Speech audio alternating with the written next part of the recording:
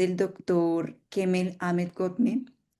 Él es médico por la Universidad Nacional de Colombia, doctor en salud translacional por la George Washington University, especialista en neurocirugía por la Universidad Nacional de Colombia, su especialización en neurocirugía pediátrica de la Universidad de Toronto, Canadá, especialista en principios y práctica de la investigación clínica por la Escuela de Salud Pública T.H. Chan de Harvard, especialista en bioética por la Universidad de La Sabana, profesor e investigador en la Universidad de La Sabana. Es médico actualmente de la Fundación Santa Fe de Bogotá y nos va a hablar de la temática adecuación del esfuerzo terapéutico en pacientes neuroquirúrgicos con grave pronóstico. Muchas gracias, doctor Kemel, por acompañarnos el día de hoy. Bienvenido.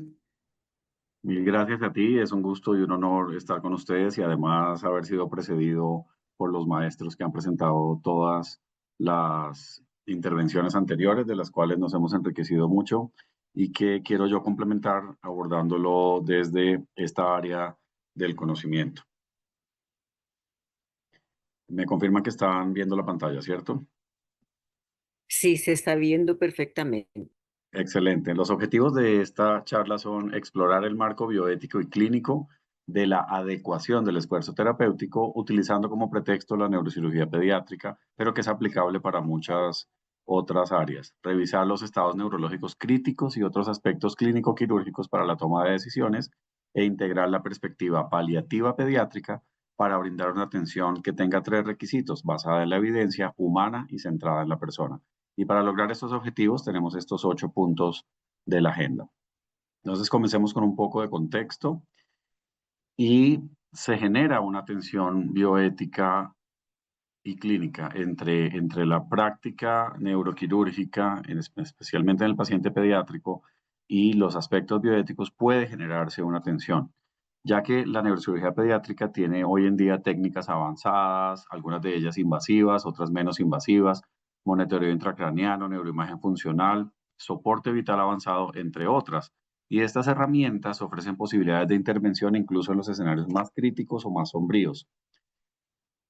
Y muchos pacientes pediátricos que tengan lesiones cerebrales graves pueden presentar evoluciones impredecibles. La incertidumbre sobre la recuperación funcional va a plantear dilemas éticos sobre hasta dónde intervenir y cuándo es el momento de limitar o reorientar los esfuerzos. Por eso es que se genera la tensión.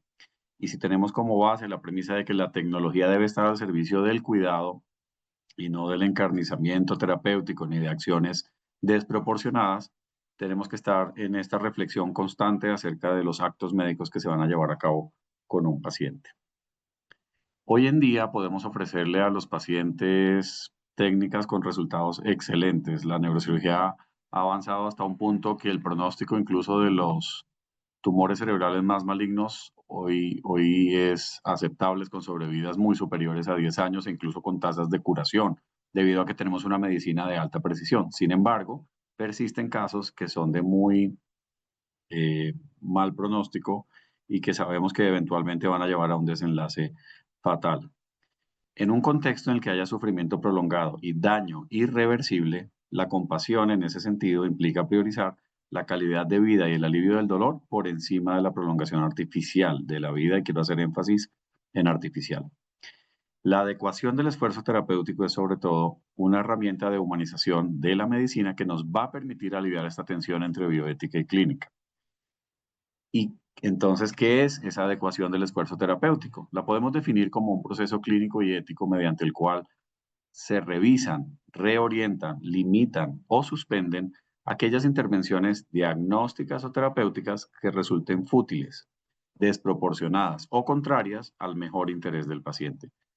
¿Con qué sentido? Para evitar el encarnizamiento terapéutico y garantizar una atención centrada en la dignidad, el alivio del sufrimiento y la calidad de vida.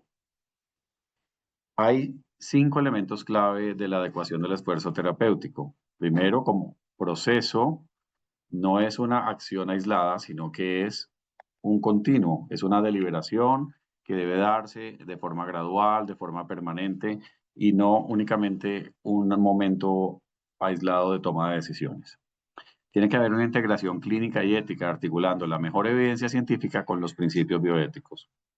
La limitación es proporcional y no implica abandono, sino un cuidado juicioso del paciente de acuerdo con sus necesidades, deseos, expectativas y la condición clínica con una evaluación rigurosa. Evita la futilidad porque evita que apliquemos intervenciones desproporcionadas y que analicemos que las intervenciones que no suman, sino que restan en el bienestar del paciente, debemos revisarlas. Únicamente promover lo que sume a la condición y al bienestar del paciente. Y debe ser centrado en la persona, priorizando la dignidad, el alivio y la calidad de vida. La adecuación del esfuerzo terapéutico se tiene que apoyar, primero, en la mejor evidencia disponible, en escalas pronósticas validadas, en guías clínicas actualizadas y en la deliberación interdisciplinaria. Esta no es decisión de un especialista, por más que el médico o equipo tratante sea neurocirugía pediátrica, sino que involucra a distintos actores desde el mismo momento del ingreso del paciente. Y las decisiones deben considerar la historia vital del niño, sus posibilidades reales de desarrollo, el sufrimiento involucrado y los valores de su familia. Fíjense que esto, desafortunadamente, en muchos escenarios, es algo que se aísla, que se deja de lado, y eso debe ser fundamental en la toma de decisiones. Revisemos algunos aspectos clínicos. ¿Por qué es importante hablar de adecuación del esfuerzo terapéutico en neurocirugía pediátrica? Porque hay condiciones que comprometen severamente la funcionalidad del paciente. Todo lo que afecta al sistema nervioso inmediatamente implica un potencial riesgo de afectar la función de forma transitoria y a veces lo podemos revertir, pero a veces de forma permanente e irreversible. Y generan gravedad porque el sistema nervioso además está interconectado con todos los sistemas orgánicos, entonces afecta el sistema cardiovascular, la piel y los tejidos blandos, el sistema muscular, el sistema endocrino, etc. Condiciones, hay varias. En la diapositiva solamente hay algunos ejemplos. Pacientes víctimas de un trauma craneoencefálico severo, los tumores malignos del sistema nervioso, las hidrocefalias complejas, las malformaciones congénitas graves, las malformaciones vasculares extensas o la hemorragia de la matriz germinal grado 4 con compromiso masivo de los ventrículos y del parénquima. Algunos de estos casos que tienen gravedad extrema también pueden tener incertidumbre pronóstica y tenemos un riesgo de futilidad terapéutica. Entonces ahí hay que hacer una pausa, reflexionar de manera articulada con los otros miembros del equipo y con la familia del paciente para tomar las mejores decisiones y prevenir precisamente realizar acciones que sean fútiles.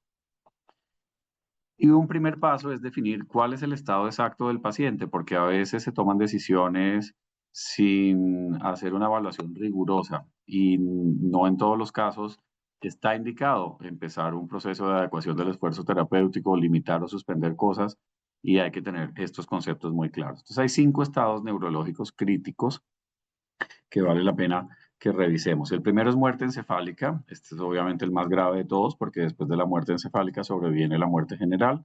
Y es cuando hay una lesión encefálica de etiología conocida, catastrófica e irreversible. Un Glasgow 3 sin respuesta a ningún estímulo, ausencia de todos los reflejos de tallo, una prueba que se llama el test de apnea que da positiva y adicionalmente, pero no obligatoriamente, una prueba confirmatoria. Entre esas un electroencefalograma, una angiografía cerebral, una gamografía cerebral, unos potenciales de tallo. Y deben hacerse 2 valoraciones por médicos diferentes, separadas en unos tiempos, pero depende de la edad. 6 horas, separada una valoración de la otra cuando estamos hablando de adultos, adolescentes y niños mayores de 6 años.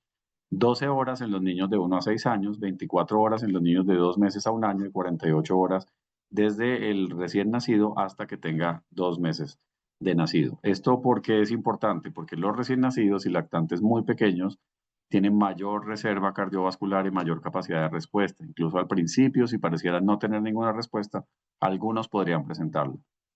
Cuando se define la muerte encefálica, pues ya se toman decisiones de suspender cualquier medida artificial que esté prolongando la vida y lo más ético es hacerlo. Y también se pueden tomar decisiones sobre donación de órganos. Por eso es que es importante que esto se haga de manera rigurosa. El segundo estado es el coma. Es un paciente que está inconsciente, que no abre los ojos ni siquiera con estímulos dolorosos. Y lo dividimos en profundo cuando no hay ninguna respuesta o si presenta alguna respuesta es patológica, como la descerebración o la descorticación. y en coma superficial cuando sí hay una respuesta motora normal a los estímulos dolorosos, pero sin apertura ocular, sin respuesta verbal. Dependiendo de la naturaleza y la severidad de la lesión encefálica, el coma se puede revertir, ya sea al estado consciente o a veces transiciona a uno de los otros estados neurológicos que vamos a ver a continuación. Entonces, la importancia de diferenciar un coma de una muerte encefálica es que el coma puede ser reversible, mientras que la muerte encefálica no. Luego tenemos el estado vegetativo. Es un estado de vigilia. El paciente ya puede abrir los ojos, pero sin conciencia. Los ojos están abiertos, pero no hay conciencia de uno mismo ni de los demás. Presentan respuestas reflejas a estímulos, no tienen funciones cognitivas del cerebro superior, pueden tener ciclos de sueño-vigilia. Entonces a veces confunde porque cuando están despiertos podría dar la impresión de que están conectados, pero no están conectados, no están conscientes ni de sí mismos ni de su entorno. Y conservan otras funciones autónomas, por ejemplo, todas las de tronco encefálico, frecuencia cardíaca, presión arterial, de pronto podrían tener algo de reflejos protectores, etc. Ese estado vegetativo se divide en persistente cuando lleva más de un mes y permanente cuando lleva más de 3 meses. Y cuando hablamos de trauma craneoencefálico no lo podemos establecer tan temprano. Las secuelas definitivas se establecen hasta 12 meses después de la lesión. El siguiente estado es el de mínima conciencia, pacientes con lesiones cerebrales graves, cuyas redes neuronales conservan cierto potencial de conciencia. O sea, a diferencia del anterior, este paciente sí puede tener conciencia de sí mismo y un poco del entorno. Responden a estímulos verbales como su nombre o instrucciones que involucren memoria y visualización, y esta conciencia de sí mismos y del entorno puede fluctuar en profundidad y en duración. Algunos pacientes incluso pueden decir palabras o frases o hacen gestos, pero no hay como un hilo coherente en estas manifestaciones comunicativas. Estos pacientes tienen potencial de recuperación cognitiva parcial a largo plazo. Entonces, este es un paciente que tiene potencial de recuperación. Y el enclaustramiento lo incluimos acá porque en que generalmente no es por una lesión central, sino por una lesión periférica. El paciente tiene parálisis completa de todos los músculos voluntarios, pero puede conservar movimientos oculares. Entonces, ¿cuál es la importancia aquí? Que este paciente está completamente despierto y consciente, pero no puede hablar ni moverse. Eso no le quita el derecho de la autonomía y autodeterminación para la toma de decisiones. ¿Cómo se comunican? Mediante parpadeo, otros movimientos oculares. Entonces hay que hacerlo valorar por un foniatra o por fonoaudiología y establecer un canal de comunicación. A veces se hacen unos tableros parecidos como una ouija que tienen las letras, los números, las palabras sí y no, a veces con otro tipo de aditamentos. Y hoy en día, gracias a la tecnología, estas acciones con un trazador ocular o eye tracker se puede traducir a una voz digital que interpreta todo lo que el paciente está haciendo con los movimientos oculares. Entonces, establecer esta comunicación es crucial para que el paciente se pueda comunicar con el equipo de atención médica y expresar deseos, necesidades, expectativas y así también con sus seres queridos. También le va a permitir al paciente consentir o rechazar un tratamiento médico, ahí nuevamente su autonomía y autodeterminación. Entonces, para mejorar esto, hacemos valoración por psiquiatría y rehabilitación para garantizar que se aborden las fuentes del sufrimiento del paciente y a veces una de las fuentes puede ser una depresión tratable. Y con el tratamiento de la depresión, algunos síntomas, alguna ideación de muerte, ideación suicida, también pueden aliviarse con el tiempo en la medida que el tratamiento vaya haciendo efecto. Revisemos algunos fundamentos bioéticos, por supuesto, los principios clásicos de beneficencia, buscando el mayor bienestar posible, no maleficencia, evitando sufrimientos innecesarios. Y en la autonomía, aquí obviamente contamos con los padres o tutores que deben decidir guiados por el mejor interés del menor, no en la opinión propia o juicios personales, sino siempre cuál es el mejor interés del menor. Pero hoy en día sabemos que la autonomía progresiva es esencial. Hay que hacer que el menor participe gradualmente en las decisiones según su madurez. Si apenas estamos hablando de un grado de madurez simple, pues vamos involucrándolos en decisiones sencillas. En la medida que van creciendo y que documentemos que el desarrollo cognitivo es suficiente, los vamos involucrando en decisiones más complejas. Obviamente, hay que hacer un uso racional y equitativo de los recursos en un sistema de salud desafiante como el nuestro para poder garantizar ese principio de justicia también. Y acá podemos aplicar también el principio del doble efecto, acciones con doble consecuencia, una buena que es deseada y otra mala que no es deseada, pero que se puede prever. Hay 4 condiciones para esto: que el acto sea moralmente bueno, que haya una intención solamente de causar el efecto bueno y que el efecto malo no sea el medio para lograr el bueno y que entre ambos efectos haya una proporción. Pongamos un ejemplo muy sencillo.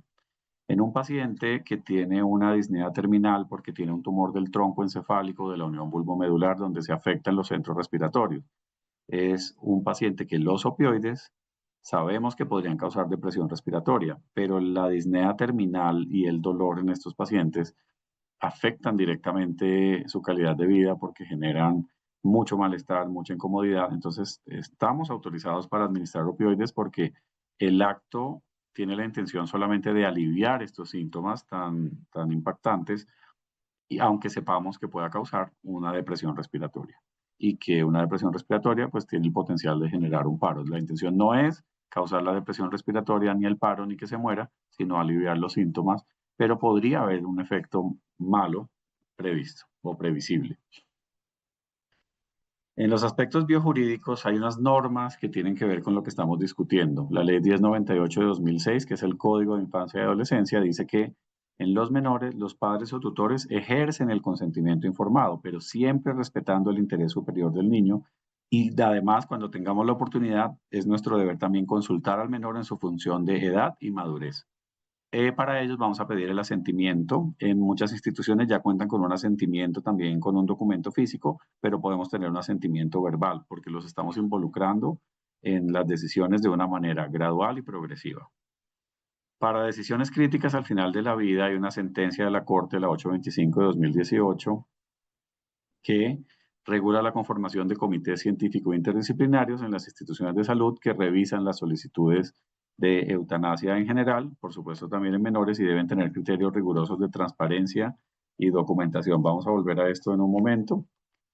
Para estas decisiones hay una sentencia de la Corte que también extendió lo que era inicialmente para los mayores de 18 años a los menores, y hay desafíos interpretativos sobre quién decide, cómo se valora la competencia, si el sufrimiento es intolerable o no, y la forma de garantizar que no haya una coerción ni decisiones mal informadas. Pero muy importante, la Ley 1733 de 2014 obliga al sistema de salud a garantizar cuidados paliativos integrales en niños que tengan enfermedades terminales o de alto impacto en su calidad de vida, incluyendo ajustes terapéuticos cuando corresponde. Nuevamente aquí conectamos con la adecuación del esfuerzo terapéutico, sin que se requiera solicitud previa de la familia. O sea, el cuidado paliativo es un derecho y no tiene que la familia estar haciendo un trámite engorroso ni superando barreras para acceder al cuidado paliativo. Y para que esto se garantice, el talento humano tiene que capacitarse, y la ley 2241 del 22 contempla esto, promoviendo estándares educativos específicos para el cuidado integral de niños y adolescentes. Entonces, volviendo al tema de la eutanasia en niños y adolescentes, yo quiero hacer una aclaración bioética esencial, y esta es mi opinión personal, es que con los conocimientos, recursos y tecnologías que tenemos disponibles hoy en día para ofrecer cuidados paliativos pediátricos que tengan unas condiciones de ser compasivos, integrales, humanos y basados en la mejor evidencia, la eutanasia no constituye una respuesta ética ni necesaria ante el sufrimiento infantil. Nuestro deber, ¿cuál es entonces? Aliviar, acompañar y cuidar con dignidad, nunca adelantar la muerte como solución al dolor. Importante en este proceso la toma de decisiones compartidas, en el que vamos a escuchar activamente los padres y el niño, no tener la actitud paternalista de decidir nosotros por ellos. Hay herramientas ya descritas en la literatura que nos ayudan, como el esquema Spikes de Buchman y colaboradores, que es para comunicar malas noticias y afrontar una situación difícil, o REMAP, que es para alinear nuestras decisiones con los valores y objetivos del paciente en ese proceso de toma compartida de decisiones. Y por supuesto, siempre aquí el equipo interdisciplinario desde muy temprano. Ahora también miremos el otro lado de la misma situación. En un paciente que ya tiene una condición terminal, que está recibiendo unos cuidados paliativos, ¿está indicado hacer alguna neurocirugía? Podría sonar muy invasivo o podría sonar desproporcionado o encarnizado, pero no lo es. Algunos procedimientos neuroquirúrgicos pueden tener una finalidad paliativa clara. Por ejemplo, si tenemos un paciente con hipertensión endocraniana, pues derivar el líquido cefalorraquídeo para aliviarla, o si hay un paciente con una fístula del líquido o con exposición del tejido encefálico, hacer una cirugía para reparar la dura madre y los tejidos pueden aliviar, preservar la dignidad y evitar complicaciones. Y es una decisión que tiene que ser ética y dialogada con la familia. Veamos rápidamente 3 casos. María José, de 12 años, con un tumor póntico difuso, que sabemos que ya recibió biopsia, quimioterapia, radioterapia, pero que por la compresión del cuarto ventrículo desarrolla una hidrocefalia. Sabemos que es un tumor muy maligno y que la mortalidad es muy alta. Entonces se plantearía hacer una derivación del líquido cefalorraquídeo para aliviar los síntomas, incluso en pacientes que ya están en final de vida. Entonces uno diría, bueno, esto es fútil, pero no necesariamente, porque es muy distinto que el fallecimiento del paciente ocurra en medio de dolor, vómito en proyectil, una serie de incomodidades, además unos cambios en los globos oculares que son muy evidentes para sus seres queridos, mientras que con un procedimiento sencillo que no es muy invasivo podemos aliviar los síntomas. O el caso de Martín, de 17 años, que tenía un tumor maligno que se había extendido y estaba desviando la línea media, pero había una ruptura de la dura que terminó haciendo que por la presión intracraneana el tejido cerebral involucrado por tumor se saliera de la dura madre y también del cuero cabelludo con exposición de masa encefálica. Entonces imagínense para el paciente y sus padres el dolor y la indignidad de que su fase de fin de vida tenga una exposición de masa encefálica. Uno dice, bueno, pues si se está muriendo, ¿para qué intervenirlo? Pues lo vamos a intervenir precisamente porque la dignidad humana se mantiene hasta todo momento. Y aquí lo que estamos haciendo es aliviar el dolor, evitar una situación completamente impactante para el paciente y su familia y generar bienestar.